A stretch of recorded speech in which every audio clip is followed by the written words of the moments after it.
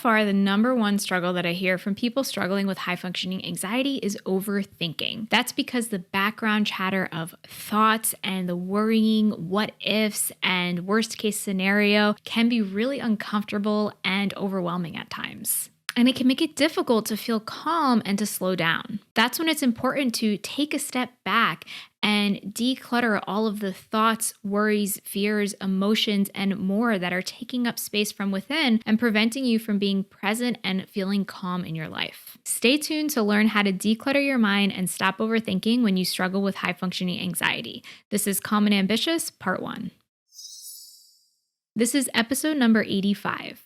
Welcome to Calmly Coping. My name is Tati, and I'm a licensed therapist and coach specializing in high-functioning anxiety. I help high achievers overcome high-functioning anxiety so they can finally stop overthinking everything. If this topic interests you, then please like, subscribe, and hit the notification bell so you can get notified whenever I release a new episode. Thank you so much for tuning in. So what does it mean to declutter your mind? It means to clear out and let go of the negative thoughts and difficult emotions that weigh you down and lead to increased stress, anxiety, and overwhelm. It is possible to assess your current thought processes and let go of the unhelpful and emotionally draining and triggering thoughts so you can have a clear and calm mind when you know how to. In this episode, I'll show you the step-by-step process to declutter your mind. And if you want to follow along on this Calm and Ambitious 3-part series, then you can go to calmlycoping.com/series so you can get notified when the videos are released and you can get access to the exercises and workbooks that you will be going through in this series. You can also click on the link in the show notes or the description to get the exercise workbook for each part of the series. So what are the benefits of decluttering your mind? The benefits are decreased stress and anxiety, increased feelings of calm and clarity, increased feelings of focus, as well as present moment awareness to actually be present in your life, along with improved mood and possible feelings of relief just from getting all of those things that have been weighing you down out and releasing them from your mind and onto paper or to another person or whatever that outlet is for you. In this part of the series, we're going to be talking about how to get it out onto paper. And so, like I said, you can work through it by downloading the workbook, and you can also just grab a pen and paper and write down the things that come to you as you watch this. So step 1 is to find a time and a place where you can work through this exercise. Preferably somewhere where you feel safe and can be undisturbed so that you can really get comfortable and tune into what's coming up for you. If you're feeling distracted and people are distracting you or you're not in a place where you feel comfortable, it's going to be more difficult to get these things that are bothering you out and to access these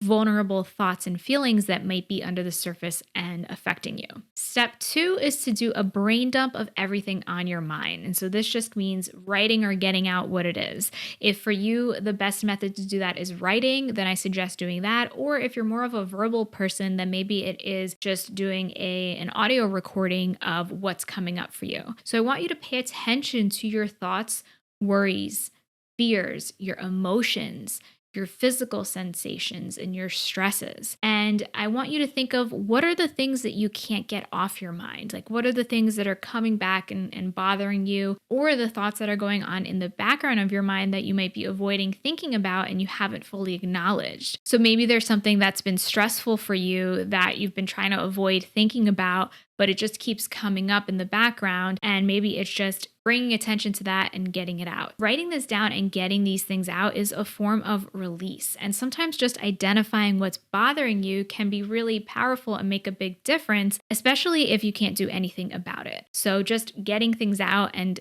having that form of release by writing things down or verbalizing them can in and of itself make a difference. So I walk you through these questions step by step in the workbook as well, so you can check that out and work through that as you listen to this episode or on your own time. So step 3 is to reflect on what you wrote down. So are there any patterns? I want you to pay close attention to the emotions that you wrote down or that come up when you reflect on these thoughts and worries. So as you're reflecting and looking through or listening through things, are there any emotions that come up for you in the present as you're thinking about these things. So it's important to connect with the emotions that come up, because a lot of times these emotions are what are causing you to feel this feeling of being weighed down, or the stress or the anxiety. And so if you can acknowledge and label these emotions, that can be one step towards allowing you to kind of unwind what's going on and decluttering what's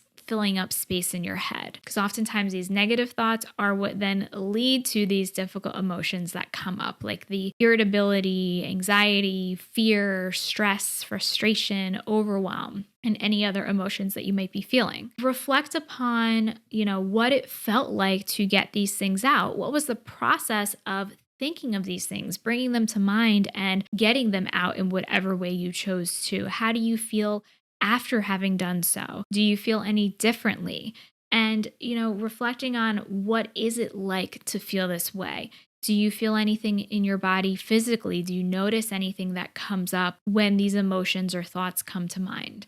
And like I said before, I want you to label these emotions and identify what's bothering you the most without judgment. So it's really important to not judge yourself for what's coming up, because feeling these difficult emotions and having these negative thoughts is only part of being human. And the more that you judge yourself, the more that you're just adding more negativity on top of your experience. To sum up this step, reflect upon what's coming up for you, identify and pull out those emotions and reflect on what they feel like and what you feel like after having done this exercise. And then see if you notice any patterns and see if there's any similarities in things that are stressing you or what's coming up for you. So step 4 is to prioritize. Is there anything on your mind where action needs to be taken? Maybe it's something that you've been avoiding or putting off, and because of that, it continues to come up in your mind. So maybe it's some like inane task like doing your taxes, or maybe it's avoiding having a conversation with somebody, or sending out an email, or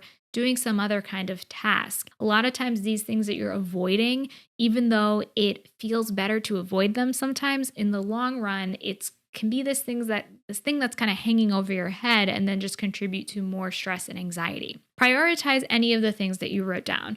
Is there anything that's time sensitive that's really weighing on you, or anything that's really important or that you just can't get off your mind?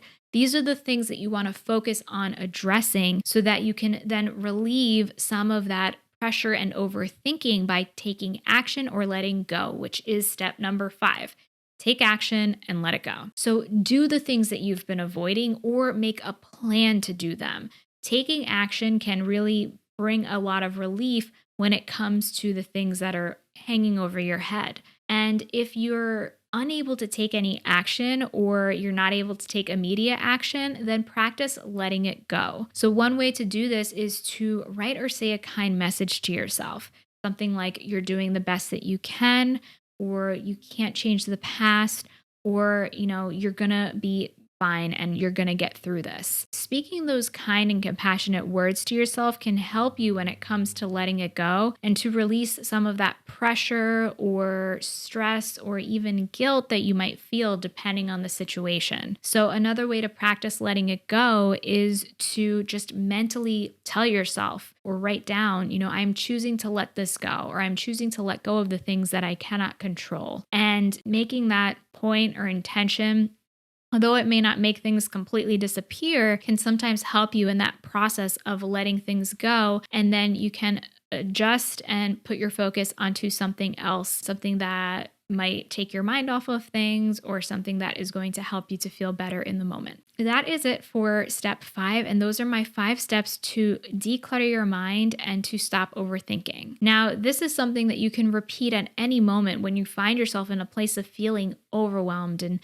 feeling like there's just so much going on in your mind and that it's hard for you to focus or to be present in your day-to-day. So I hope that this was helpful, and I'd love to hear your feedback. You can join the conversation by going to my free Facebook community, Calmly Coping, where I'm going to be having discussion prompts in the Facebook group related to this 3-part series, this Calm and Ambitious series. So I highly suggest that you check out the Facebook group there. You can find it by going to calmlycoping.com/group or clicking on the link in the show notes or the description, depending on where you're tuning in. And if you haven't yet worked through the exercises, you can go to calmlycoping.com/series to get those workbook exercises and work through them on your own time. And then get ready for part 2, which is coming this Wednesday, which is 7 techniques to feel calm and grounded. And leave a comment below if you're watching on YouTube, letting me know what this process was like for you. While you wait for next week's episode, I have other episodes about decreasing anxiety, adopting a healthy mindset, and managing your time and energy.